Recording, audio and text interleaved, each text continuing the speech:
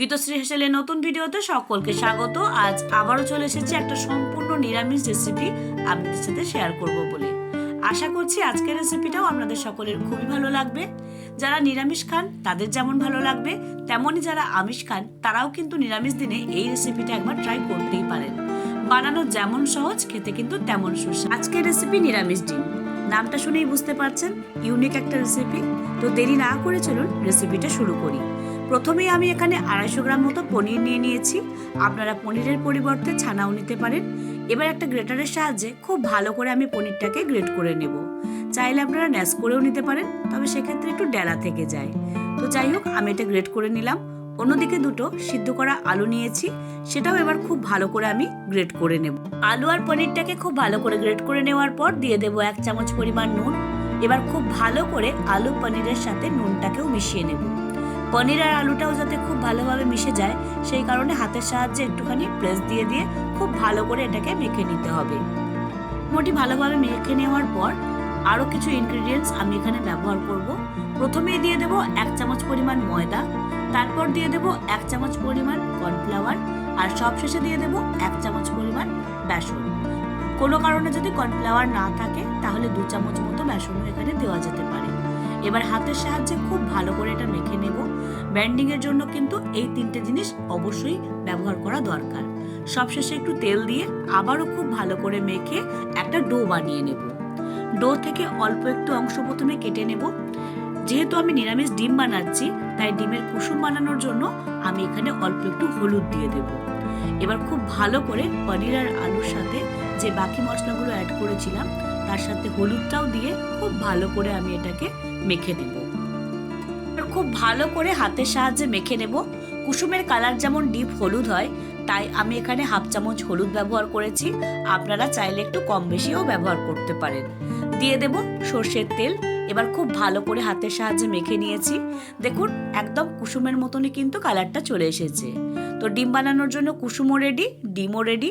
এবার আমি এটাকে নিরামিষ ডিমের আকার দিয়ে দেব। তো সেই কারণে প্রথমেই আমি হলুদ যে কুসুমের অংশটা, সেটা ছোট ছোট করে টুকরো করে নিয়েছি।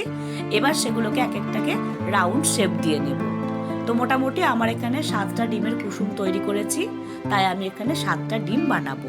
তো কুসুম আমার বানানো হয়ে গেছে। এবার ডিমটা কিভাবে বানাবো দেখুন।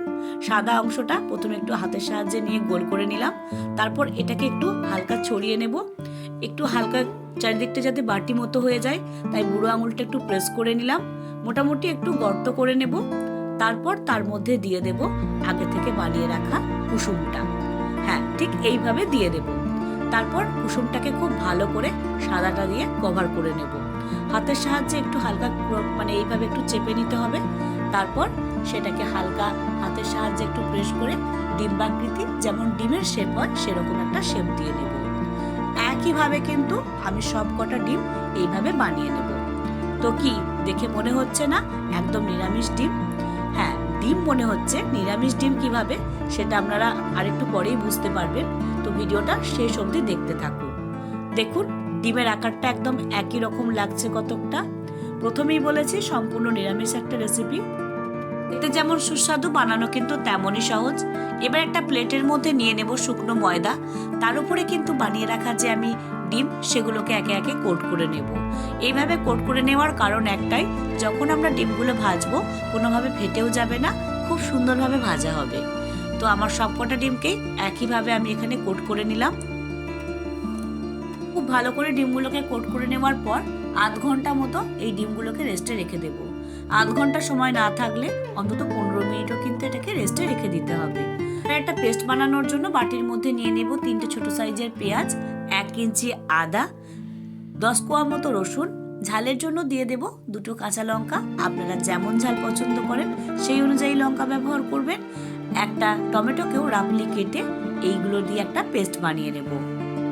15-20 মিনিট পর একটা কড়াইয়ের মধ্যে দিয়ে দেবো বেশ খানিকটা সাদা তেল। তেলটা গরম হয়ে গেলেই তার মধ্যে দিয়ে দেবো একে একে নিরামিষ ডিমগুলো ভেজে নেওয়ার জন্য। এই সময় গ্যাসের ফ্লেমটা অবশ্যই লো টু মিডিয়াম রাখতে হবে। যখন একটু সুন্দর brown colour, golden brown colour চলে আসবে, সেগুলোকে তুলে নেব। সেগুলোকে তুলে নেওয়ার পর একইভাবে বাকি ডিমগুলোকেও কিন্তু একদম লো টু মিডিয়াম ফ্লেমে খুব ভালো করে 2 থেকে 3 মিনিট একটু এদিক ওদিক করে নেড়ে ভেজে নেব। ঠিক ততক্ষণ ভাজবো যতক্ষণ না হালকা গোল্ডেন ব্রাউন কালার হয়ে আসছে। যখনই দেখবো একটু গোল্ডেন ব্রাউন কালার হয়ে এসেছে, সেগুলোকে তুলে একটা পাত্রের মধ্যে রেখে দেবো। আর খুব ভালো করে এগুলোকে একটু ভাজতে হবে, হাতে সময় নিয়ে, যাতে সমানভাবে ভাজা হয়। দেখুন ভাজা হয়ে গেছে। এবার এগুলোকে তুলে একটা পাত্রের মধ্যে রেখে দেবো। ডিমগুলো ভেজে তুলে নেওয়ার পর তেলের পরিমাণটা একটু কমিয়ে নেব। এবার সেই তেলেতেই ফোড়ন হিসেবে দিয়ে দেব একটা শুকনো লঙ্কা, লবঙ্গ, এলাচ, দারচিনি আর 1 চামচ মতো পাঁচফোড়ন। এবার খুব ভালো করে একটু নেড়ে নেব 10 থেকে 30 সেকেন্ড মতো। ফোড়ন থেকে খুব সুন্দর গন্ধ বেরোলেই আগে থেকে যে পেস্টটা বানিয়ে রেখেছিলাম সেটা এর মধ্যে দিয়ে দেব। এবার খুব ভালো করে কিন্তু এই পেস্টটাকে একটু নেড়ে নেব। ততক্ষণ এটাকে নেড়ে বা কষে নেব যতক্ষণ না টমেটো আর আদার কাঁচা ভাবটা চলে যায়। কালারের জন্য দিয়ে দেব 1/4 চামচ পরিমাণ হলুদ গুঁড়ো আর 1 চামচ পরিমাণ কাশ্মীরি লঙ্কার গুঁড়ো। এবার খুব ভালো করে হলুদ আর লঙ্কা গুঁড়োর সাথে বাকি যে মশলা সেটা খুব ভালোভাবে কষে নেব। ততক্ষণ কষতে থাকবো যতক্ষণ না মশলা থেকে এক্সট্রা অয়েলটা বেরোতে শুরু করেছে। যখন এরকম এক্সট্রা অয়েলটা বেরোতে শুরু করবে দিয়ে দেব 1 চামচ পরিমাণ ধনে গুঁড়ো আর 1 চামচ পরিমাণ জিরে গুঁড়ো। আবারও খুব ভালো করে সমস্ত মশলাটাকে কষে নেব। এই সময় গ্যাসের ফ্লেমটা একদম লো টু মিডিয়াম রাখবো। মশলাটা খুব ভালোভাবে কষা হয়ে গেলে দিয়ে দেব টক দই। আমি এখানে 25 গ্রাম মতো টক দইকে খুব ভালো করে ফেটিয়ে নিয়েছিলাম। তারপর গ্যাসের ফ্লেমটা একদম লো রেখে কন্টিনিউ খুব ভালো করে দইটা মেশাতে থাকবো। দেওয়ার পর খুব ভালো করে কিন্তু এটাকে মিশিয়ে নিতে হবে, না হলে কিন্তু এটা ফেটে যেতে পারে। দিয়ে দেব পরিমাণ মতো বা 1 চামচ পরিমাণ নুন। আবারও খুব ভালো করে সমস্ত মশলার সাথে নুনটাকে প্রথমে মিশিয়ে নেব। গ্রেভিটা কিন্তু আগের থেকে দেখবেন অনেকটা গাঢ় হয়ে এসেছে। এবার অল্প একটু গরম জল অ্যাড করব।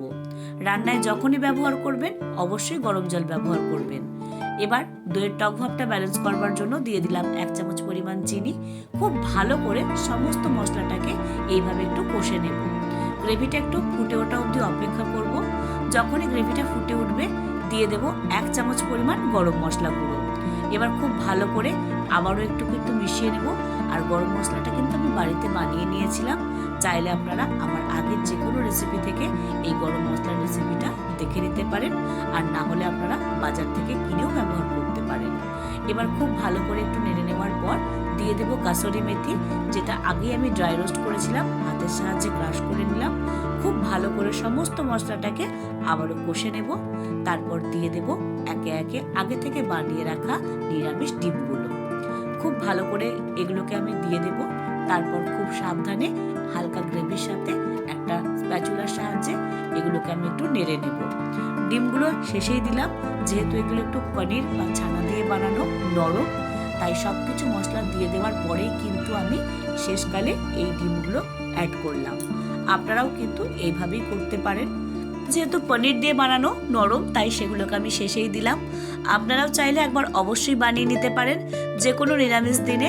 দারুণ টেস্টি এই রেসিপিটা, বানানো কিন্তু ভীষণই সহজ। আশা করছি আপনাদের আজকের ভিডিওটা খুবই ভালো লেগেছে। তবে এই রেসিপির স্বাদটা কতটা সুন্দর সেটা একবার না বানালে আপনারা বুঝতে পারবেন না। তাই অবশ্যই একবার বানাবেন আর কেমন লাগলো কমেন্ট করে জানাবেন। ইউটিউব থেকে দেখলে নতুন বন্ধু হলে সাবস্ক্রাইব করে পাশে থাকা বেল আইকনটা প্রেস করুন সব নোটিফিকেশন সবার আগে পাওয়ার জন্য। আর যদি এই ভিডিওটাই আপনারা ফেসবুক পেজ থেকে দেখেন তাহলে অবশ্যই পেজটিকে ফলো করে আপনাদের গুরুত্বপূর্ণ মতামত কমেন্ট বক্সে জানাতে প্লিজ ভুলবেন না। আশা করছি আজকের রেসিপিটাও আপনাদের সকলের খুবই ভালো লেগেছে। শেষ অবধি ভিডিওটা দেখার জন্য সকলকে অসংখ্য ধন্যবাদ। আবারও দেখা হচ্ছে খুব তাড়াতাড়ি গীতশ্রী হেসেলের নতুন ভিডিও নিয়ে। সকলে খুব ভালো থাকবেন, সুস্থ থাকবেন। এইভাবে আমার পাশে থাকার জন্য অসংখ্য ধন্যবাদ।